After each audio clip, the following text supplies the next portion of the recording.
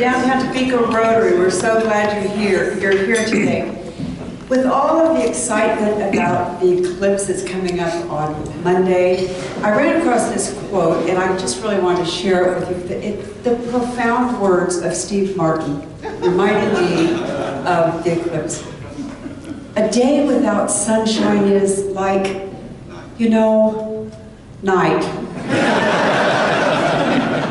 Now, I know you're all holding your breath, but the next thing on this agenda, I want to tell you that today is National I Love My Feet Day. This is observed annually for 2 years now. On August 17th, it's a day to appreciate how valuable our feet are, and to practice good foot care, and to pamper our feet, and to be thankful for every day that they don't hurt. So we will actually sing a verse of America, however, we don't have a piano. So Kirsten and I are going to start it off. My country, 'tis a big sweet land of liberty, of thee I sing. Land where my fathers died, land of the pilgrim's pride, from every mountainside, let freedom reign. Thank you. And our invocation today will be given by Curtis Needham.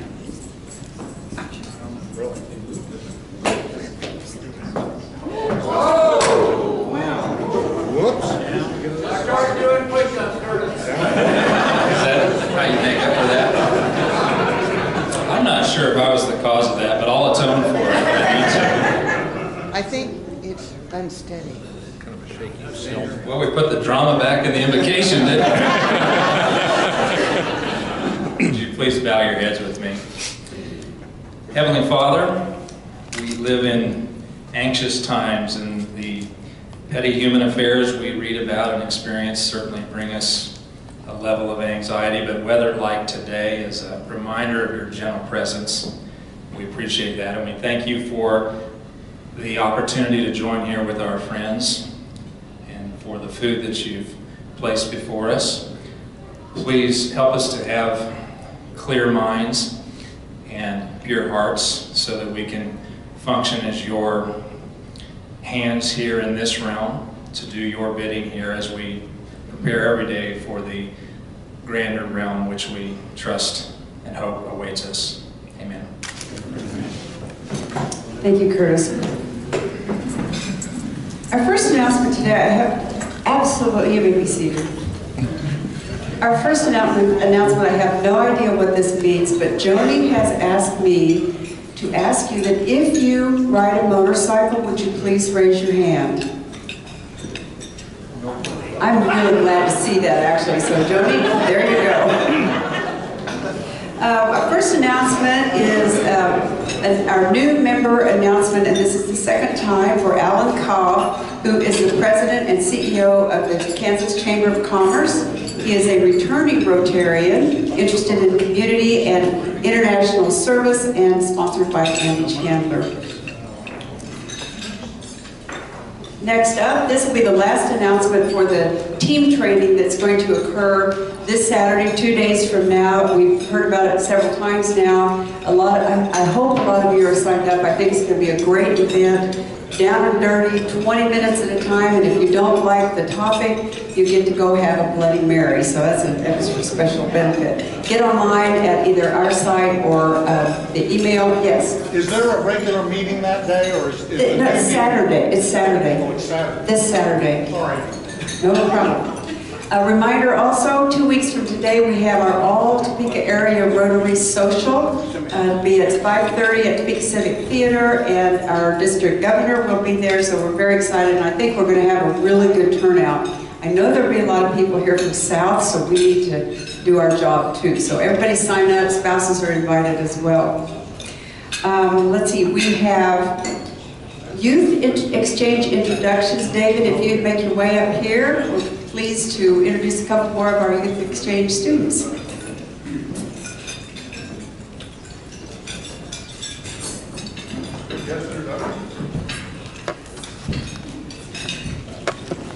Well, good afternoon, everyone. I'm very pleased to introduce two more exchange students. Those of you who were here last meeting, you met Thea from Belgium, and she introduced herself and did a flag exchange.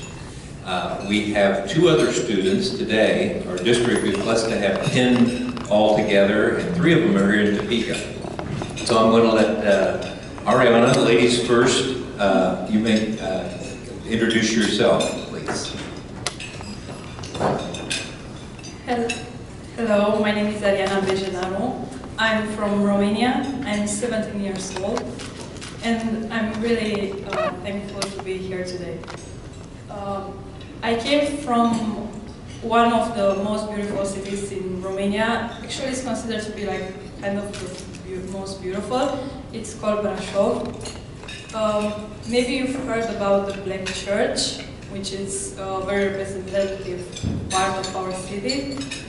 Also, I live in Transylvania, like 40 minutes away from the Dracula Castle, which will be like easier for you to understand where I came from.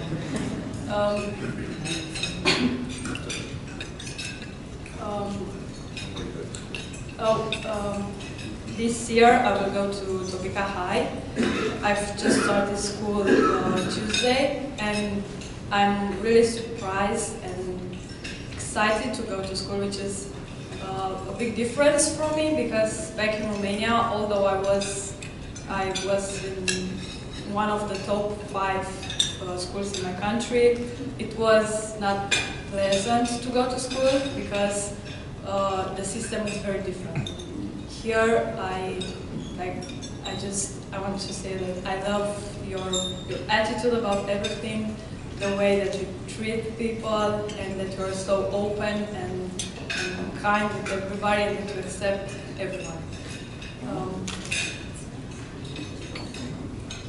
Thank you very much.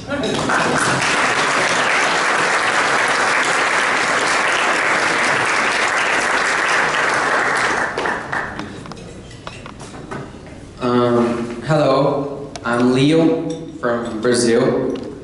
I'm 17 years old, and I'm very happy to be here because you all are very kind, and I'm very thankful to be here too. I am studying at Seaman High School, and for me it's a big challenge because it's very different from what I'm used to in Brazil. The school is very big, and I have some subjects that I don't have there, so it's been a big challenge for me. I live in the south of Brazil. It's near São Paulo and Rio. I think these are the most famous cities, and you may know them. The weather there is just like here. It's hot in the summer and cold in the winter. And I just want to say thank you for everybody for having me here. And yeah, that's it.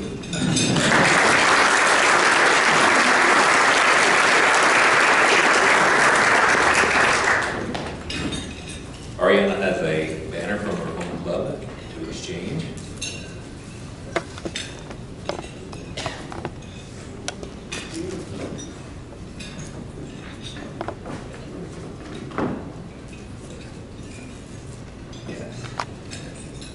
And we have for you 2 things. One for each of you, a rotary coin that has the 4-way test on it. We hope you'll look at that often. And also a little card that has the objects of Rotary and the 4-way test as well. So one for each of you. So we're so glad that you're here.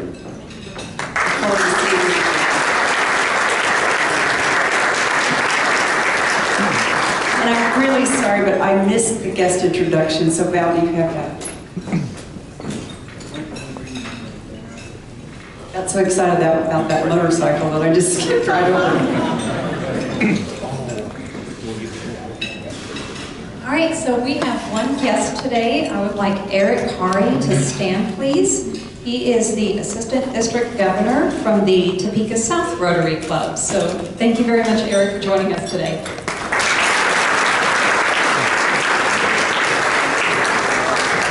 We have a very special presentation today. We have a number of Paul Harris Fellow awards to give, and Hurst, if you'd come forward and lead that for us, please. Thank you, President Grace. I'm happy to be here as the Rotary Foundation Chair this year, and I want to speak just a little bit about the Rotary International Foundation. It was started many years ago, but after Paul Harris, our founder, who, for those of you who may not know, Paul Harris was a lawyer in Chicago who founded Rotary in 1905, and after his death in 1947, the foundation decided to name a significant award after our founder, Paul Harris. And that is an award to individuals who have given $1,000 to the Rotary International Foundation. Now, the foundation, to me, is the most important body of Rotary because it was founded with the object of doing good in the world. And if you really read about the work of the Rotary Foundation, it is truly doing good in the world, and it's an amazing accomplishments, not to mention Polio Plus, which is a huge accomplishment on part from the Rotary Foundation. So today we're going to recognize some individuals in our club who have become Paul Harris Fellows, and we first will start with our newest Paul Harris Fellow, and to do the honors, I'm going to ask our District Governor, Adam Ehlert, to please come forward and make this presentation.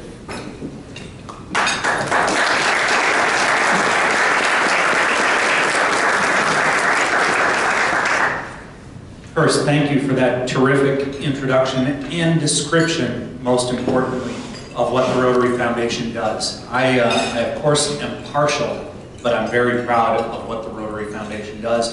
And it is peerless across the country and across the world in its transparency and its effectiveness. And I will touch more on that later, but I appreciate the Paul Harris Fellows you have in this club, and especially Marie. Congratulations. Thank you for your service and your generosity. And you should be proud, and we appreciate your service and your generosity. Please come receive your Paul Harris Fellow. Thank you.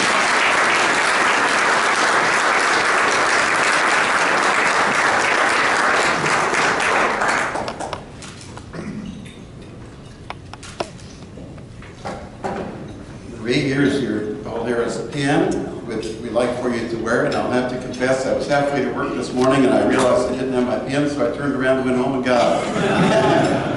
I'd like for you to make a few remarks, if you would, about the contribution.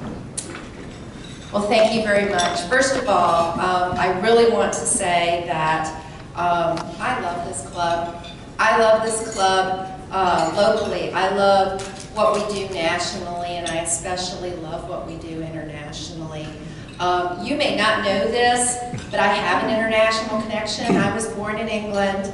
I have family from all over the world. And so the things that we do internationally really speak to me and speak to my heart. The first place that really spoke to me was the Polio Plus initiative and the difference that that is making globally. But there's other things that we've been doing. When I first joined, I remember listening to Rayhan talking about the water projects and what he was doing in Bangladesh and what we were doing with other projects internationally. And again, that spoke to me because that's what is so wonderful about the Rotary International, but it's also what's so wonderful about us as being Americans, that we do go out and we do help and make a difference throughout the globe. And as I said, that speaks to me because my family is in England. So it's so important to give, and it's so important to be able to do it even just a little bit each day. I mean, I certainly don't make a lot of money, but I think that every little bit that you can do in terms of helping to have your mark in these big international initiatives is really crucial. So thank you so very much. This is a great honor.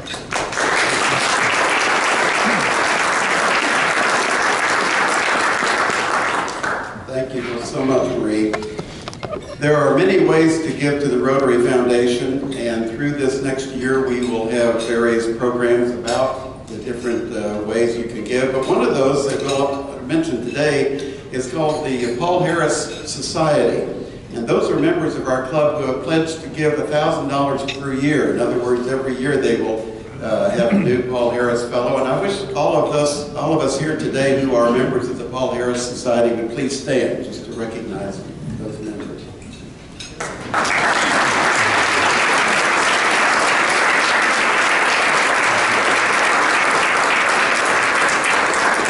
Thank you so much, and if that's of interest to any of you, please see me and we'll get you signed up. It's so easy. When I pay my dues quarterly, I just add $250 check to the Rotary International Foundation, and Linda sends it on in, and there you go. That's all it takes.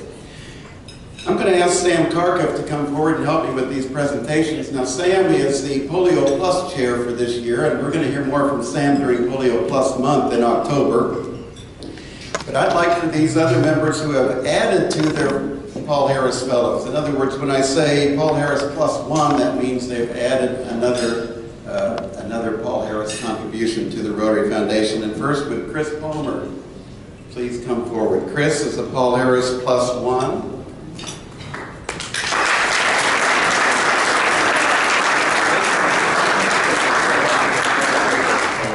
And Donna Reynolds and her Rotary partner Grant Glenn is Paul Harris Part 1. Grant, you come up too.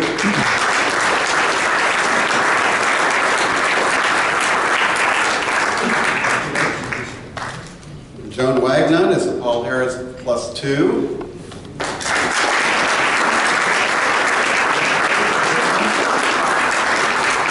Betsy Schlossman, Paul Harris plus 2.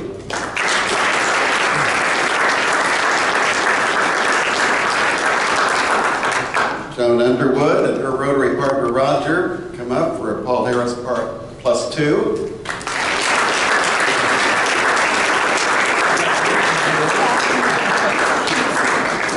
And Phil Coolidge and his Rotary partner Colette, if they would come forward. Phil is a Paul Harris plus 2.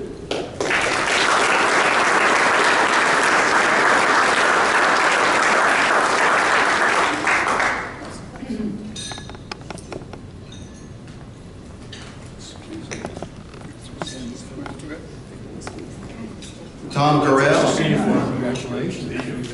Paul Harris plus 5.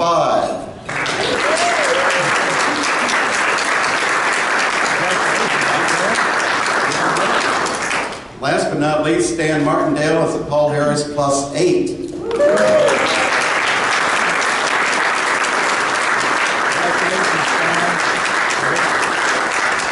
Why don't we stand up and give a round of applause to all of our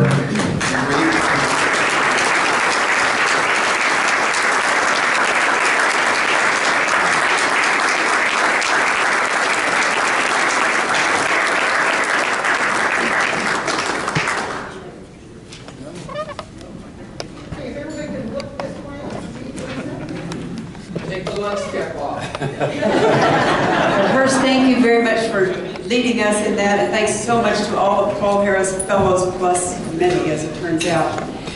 We have, if Angel and Jeremy could make their way up here, we have, in the last 2 or 3 years, developed a really close relationship with Highland Park High School and the Interact program, and we're going to ask that Jeremy Snowden and Angel Zimmerman, if she's here, are going to tell us a little bit about that. All right, so Grace says I have 5 minutes here. Talking about something that's incredibly, that really sparks your jazz. Five minutes is not a long time, but I'll be as quick and efficient as I can. Does anybody mind if I just have one additional half a minute? Don't get nervous. Extra 30 seconds, anybody? Got 2, got 3, so I got an extra 5 minutes here. Just kidding. Jeremy Snowden here. I've been working with Angel Zimmerman. Okay. I've been working with Angel Zimmerman, thanks Stan for doing our slides, with the Scott Magnus program through our Rotary Interact with a couple of young men there that are really pushing hard through a program called JAG, Jobs for America's Graduates. So they are working at Highland Park to be able to get a 90% graduation rate with their kids. So we have come in as an outside folk. It's really hard as an individual. I've been working in my business for about 12 years, and you don't get a chance to really engage with 15-year-olds at the mall. It's just creepy. So, however, in the context of what we've been able to do with these drives, we've been, you can go to our next slide. These are some of the folks that are involved here. We've worked with we have a new principal now this year, so we'll be focusing on trying to create a connection to make sure that the lines of communication are open. Stan, can you go to our next slide? And my partner in crime here is not here today, but that's Angel Zimmerman. She works with both Coach Coy and EJ, very nice young men. One of them, EJ, actually has graduated from Highland Park, and so he's decided to come back into Highland Park in order to be able to make a difference in these kids' lives. So they seek out scholarship opportunities, they network with the community, business and municipalities, and future employers for these kids to be able to interact with. Hence, our portion of it is the Rotary Interact, where you good folks have been able to provide resources to us to be able to engage with these kids in meaningful projects that they're doing right now. You can go to the next slide. This is a table of 8, and a lot of our young men and women won't see one of these unless it's for us interacting with them. We did Angel spearheaded a project where she basically taught how to be able to sit at a table of 8. And there were critical questions these kids wanted to know, like, why? Why do we do that? And of course, we don't know, right? I mean, some chef put a spoon over here and they called it a dessert spoon. But nonetheless, those soft skills and those chances to be able to interact with those kids culminate when you use these projects to go out into the community, and they're able to get an interface with people that they wouldn't normally be able to talk to. So if you're interested ever at all in volunteering or engaging with this group, it's just like none other. It's an access that you wouldn't have. If you're not in their group, just like if you're not in anybody else's group, you don't really have a chance to engage. So we've been able to do a Lego drive, Christmas drive, and also of late, especially with the help of Linda, been able to do a diaper drive, which we called, what was it? No Child's Wet Behind, right? So we were able to provide hundreds of dollars in diapers. And it was through the contributions of the good folks in Rotary that we were able to do that. Again, the Freedom Festival as well, we were able to, is that our next slide? Here's some of our young men. EJ is on the right there. And I think we have one more slide, is that right? There we go. We had an opportunity to be able to pass out diapers toward the end of 2016 here. School just started. We're excited about what's going on, so if you want to be involved, it gives you a chance to be able to engage with them. And one of the things that I've come from this demographics, it's all data-driven in terms of JAG's program. In other words, people that are young men and women that are at risk, et cetera, et cetera.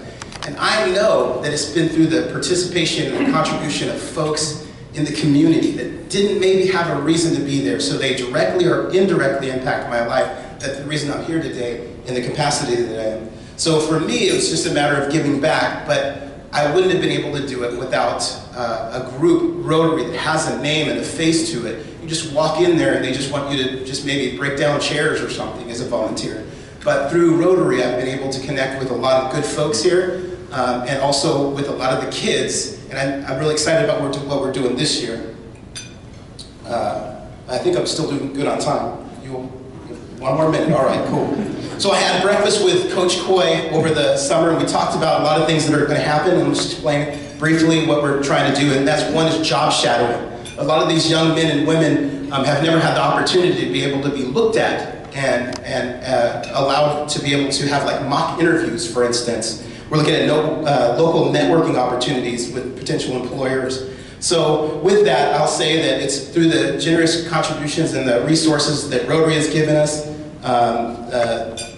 and we are providing guidance. We are also providing smiles. Sometimes that's all you need is to be able to engage and interact. And so I really appreciate what our club is doing. And I appreciate these different venues that wouldn't have happened, thank you, Stan, without your folks' help. And I appreciate you. Thank you. Thank you, Jeremy.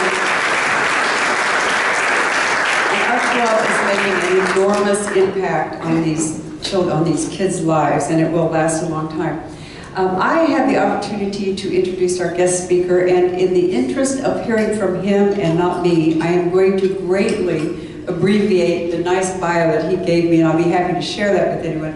As you know, Adam Ehlert is our district governor this year, and we're very, very pleased that he's with us to share some wisdom and some words. He is the, I forget your owner, CEO, president, all of that, of the T-Bones in Kansas City. He is in the, which club? I'm sorry. Village West. Village West Club, a charter member there. And Adam, if you'll come on up and give us some words of wisdom, please stand. Let's give Adam a warm welcome.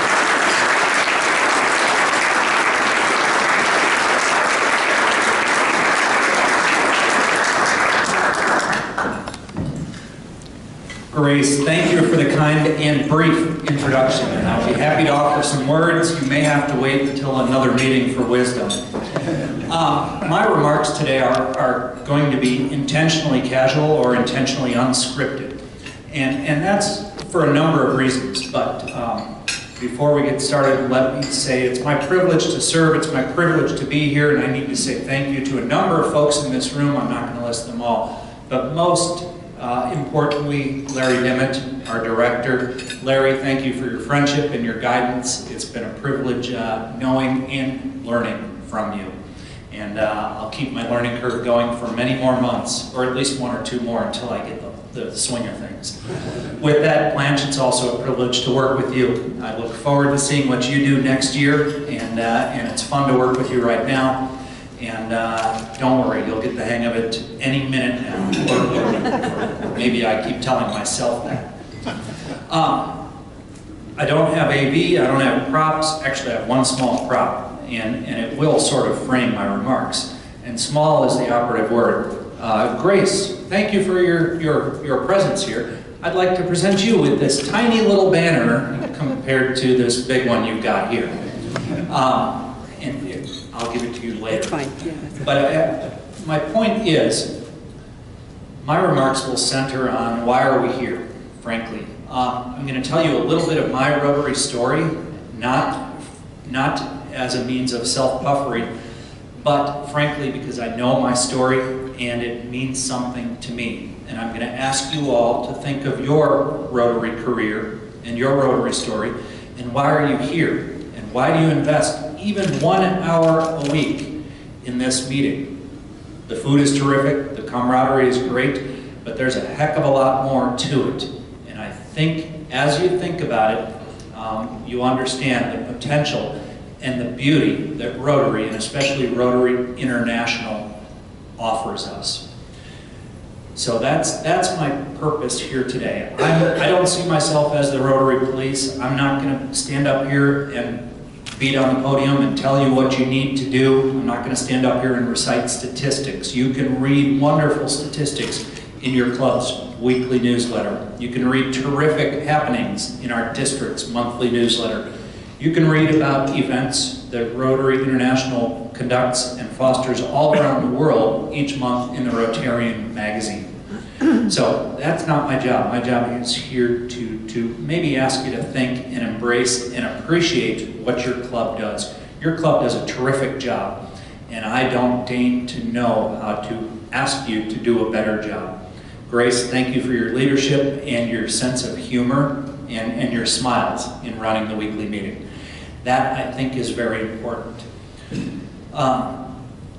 Toward that, my Rotary career began about 10 years ago, and I joined Rotary very simply because a friend asked me. That's all, nothing more. And more importantly, a friend who I respect asked me to join. I did so with a familial pang of guilt, because at the time my grandfather had 43 years of perfect attendance in the Lions Club in his small town.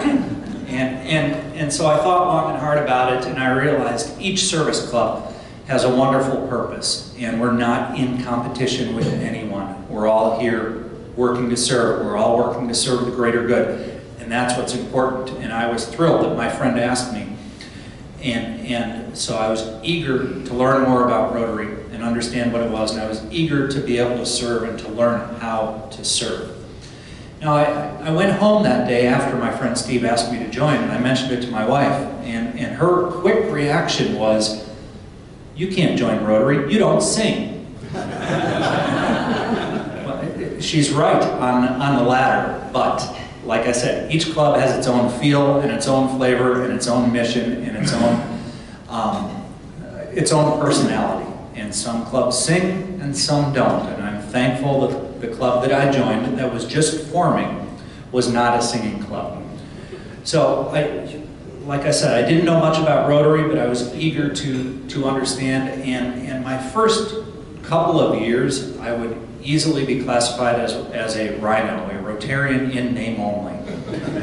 And I was there for 59 minutes a week. I'd show up, I'd eat my breakfast, I'd have a conversation with one or two folks next to me, I'd listen to the speaker, and when the bell sounded, boom, I was off to the office. And it wasn't until a couple of years in that I began to learn more about Rotary, and I did so because I was asked to serve on the board. And I still remember that ringing endorsement. "Hey Adam, you seem to come to most of the meetings anyway. Would you serve on the board?" With a ringing endorsement like that, how could I say no? But we're a small club, we're a growing club, and it's fun to wear several hats and to move into the path toward leadership, even unwillingly so, early on. So I didn't know what it was about, but as I began serving on the board, I understood more and more. And my role then was club service chair. And that really forced me to read our club's bylaws, to understand Rotary International, and to work on some service projects within our community. And the more I learned about it, the more I enjoyed it. And I really began to love, or almost love, Rotary. And I think I became more enamored the more I knew about it. But as happens in a small club, we had some turnover, we had some succession, we had some folks transfer out, and I quickly found myself in line for a presidency, which was not anything I had aspired to. I enjoyed my little 1 or 2 hour a week role. But when I was asked to serve as president, I thought long and hard about it, because by then I understood the gravity of Rotary International, and I understood the gravity of our little club and the 1 hour a week, at least of our meetings, and how important it was to provide value to our members and to at least make them want to show up each week and to have a sense of service and a sense of purpose, and God forbid, maybe even smile a little bit, because this can be fun, this should be fun. You should want to be here each and every week, even this week perhaps. But there is a lot to it. So I thought long and hard, and especially as I had understood more and more about the significance of Rotary International. 1.25 million members spread all across the world. That's remarkable, and it's really a privilege to be a part of this organization, and it's an honor to serve, not just as club president, not just as a board member, but to serve as every single member of this club. And so with that, I'll ask you to think, what does Rotary mean to me? Why am I here each week? Do I enjoy it? How can I serve more? Because it really is a remarkable honor to be part of this group. So I thought long and hard about it, and I did decide to agree to serve as president of our small club. And when I committed to that, I threw my heart and my soul into it. And I made sure that I was prepared every week. And I made sure that we had an agenda, and we started on time, and we ended on time. And I'll do my best for that today. But also that we provided some value, that we had some structured service, that we had some fun, we had some laughs, and that our members appreciated their collective efforts. And I think we did a good job. Our club had a good year, and our club, for a young club, I think has done some remarkable things. And I really personally enjoyed that year. I feel like I took more from it than I put in, which in retrospect was a great deal. But that came from learning and knowing and doing more and more each year. And after that year as president, I had a little bit of a letdown. I thought, gee whiz, what do I do with all this newfound free time, and especially this Rotary knowledge and Rotary enthusiasm? And so I was reading our district newsletter that was written by a very lovely woman in the back of the room, Linda. Thank you for your service to the district for those many years, and especially this club. But there was an article about a program called the Group Study Exchange. And even having served as club president for a year, I was unfamiliar with the program. But I read the article and I understood it's an exchange program. Our district sends an exchange delegation to another district, and they send a delegation back here. And I thought about it, and I thought about it some more, and I went home and I mentioned it to my wife, and before I think I had half a sentence out of my mouth, she said, yes, you should go, you should apply, you should do it, which makes me a little bit nervous. Maybe she was trying to get rid of me for 30 days.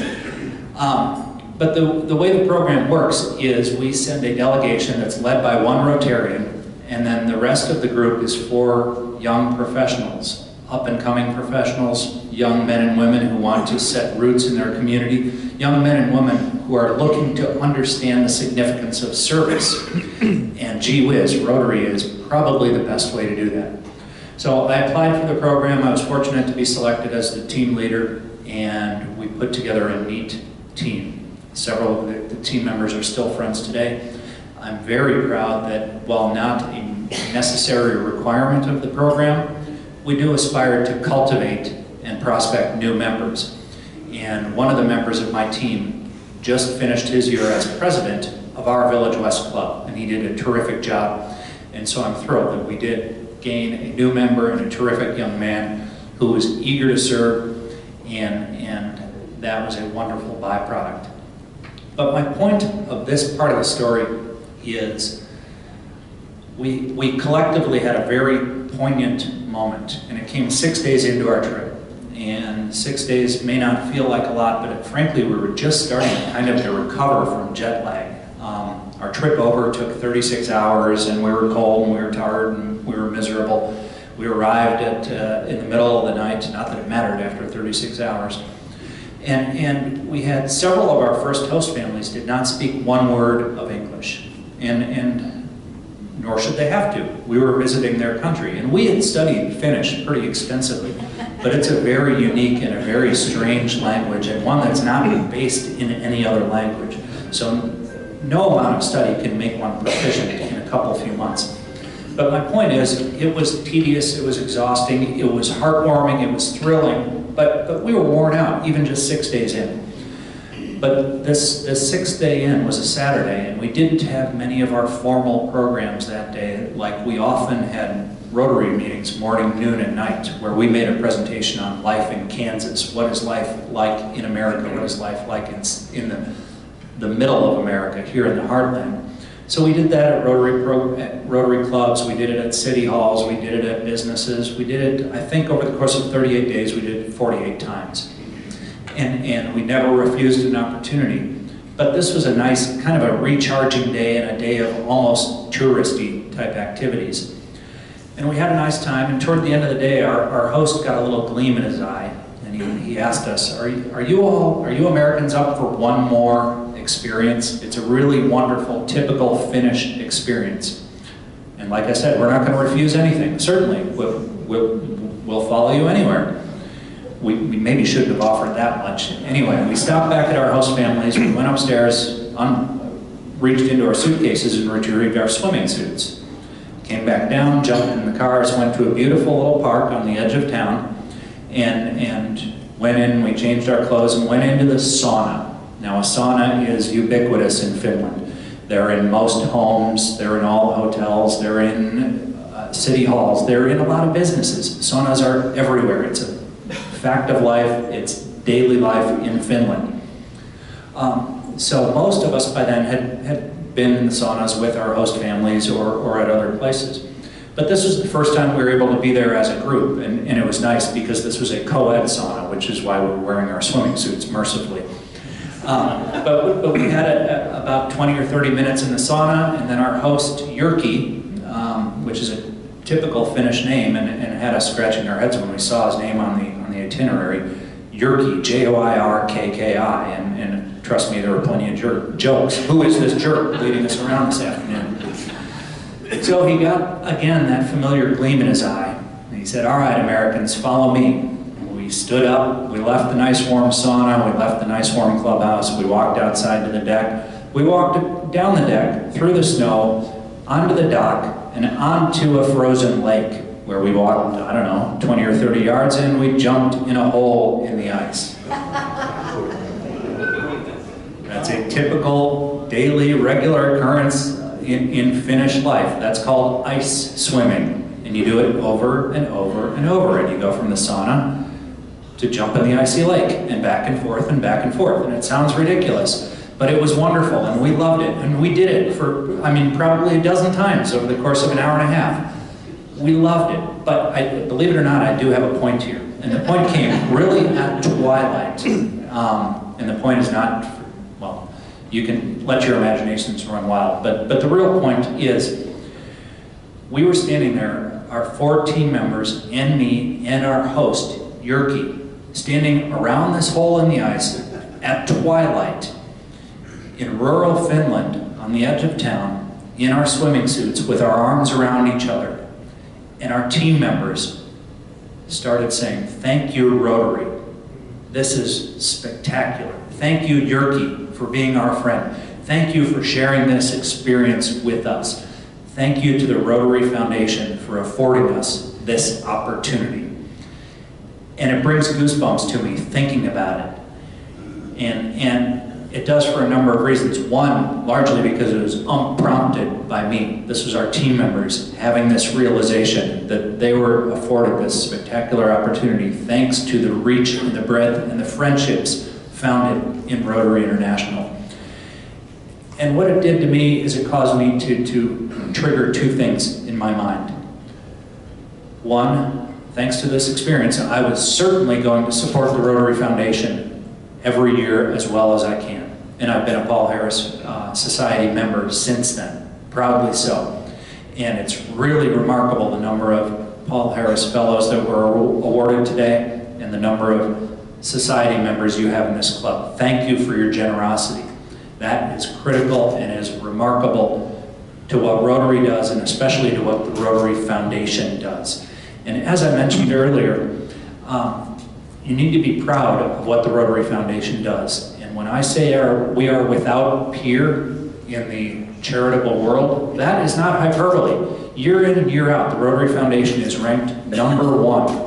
#1, the best, as far as stewardship and transparency and effective use of our dollars. That is remarkable. Nobody else has that track record, and nowhere else can you feel as good that your money is being put to a good use. So that was the first realization I had at that time. Boy, that's a very small price to pay for this experience that I'm being afforded.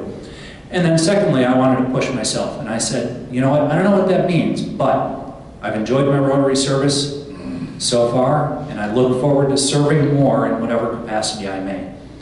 And so with that, it's my privilege to serve as your district governor. This wasn't anything I had aspired to, but we're a service organization, and we're here because somebody asked us to join. We serve because somebody asked us to serve. We've all got it in our hearts, but we all need to serve and practice service every day. And holy smokes, it's remarkable what Rotary does. The foundations are built right here in this room. You enjoy a lovely lunch. You enjoy some terrific camaraderie with your friends and neighbors. But you know what? You can mention, hey, did you read that article in the Rotarian about this project over here? What about that project across town? Do you think we could do that? Yep, you can. You can do darn near anything you can come up with, be it across town or across the world. And that's the beauty of the reach of Rotary International. And so I thank you for your service. And at its most base, why are we here each day? It's not just for the meal, it's not just for the friendship. It is, hearkening back to my giant prop, we are very simply making a difference. And I love this year's slogan, in its simplicity. I think quite often we practice, we take our slogan, service above self, too much to heart, in that we do not celebrate and publicize what we do and what Rotary does. And I think that's important because we have a spectacular track record No other organization can literally stop bullets in order to conduct a national immunization day. And Rotary's done that in war-torn areas all across the world. And that is remarkable. And that's why sometime in the next several years, polio will be eradicated from the face of the earth. And with that, I congratulate you for your service, and I thank you for your service.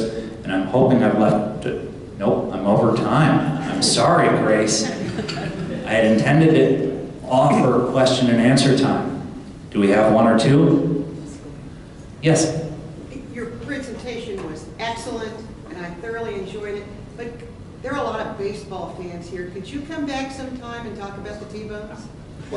Thank you. I'd be happy to come back sometime and talk about the T-Bones, who are currently 12 games above 500, and if the season ended, we'd clinch the wild card spot. But thank you for asking.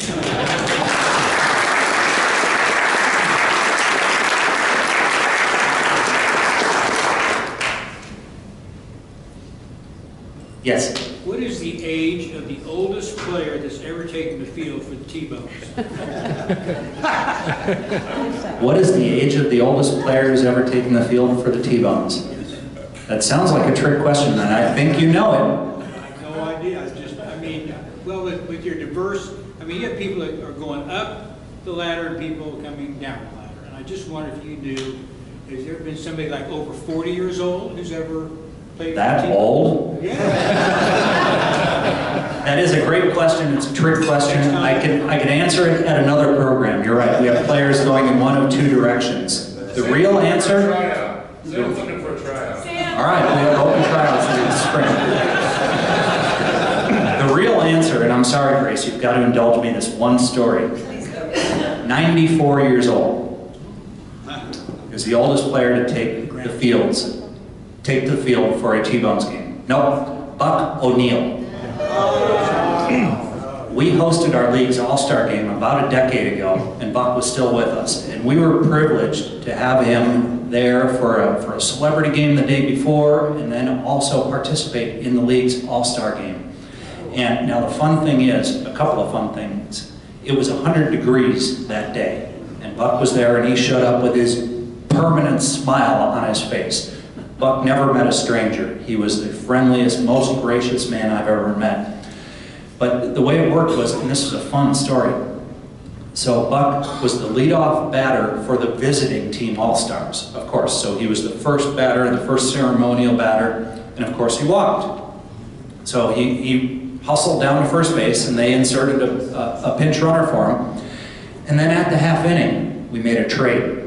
And the home team got Buck. And so he led off the bottom of the first inning. And of course he walked again. So thank you for indulging me. That's a long answer to your really better question probably than you expected. Thank you for allowing me to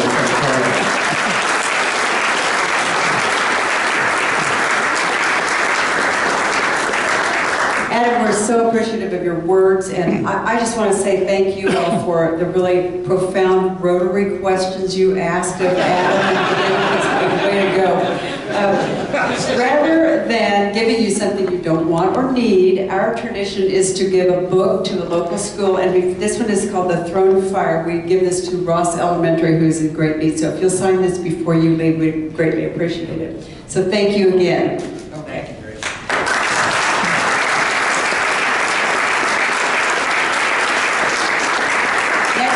We will meet right back here in the Grand Ballroom, and our program will be Mike Patterson, who will tell us about the new Evel Knievel Museum. And today, somehow, these words that I chose seem to fit with what we've been talking about. This is from Leo Buscaglia, who's an author and professor. Too often, we underestimate the power of a touch, a smile, a kind word, all of which have the potential to turn a life around. So please stand, and we will say the four-way test +1.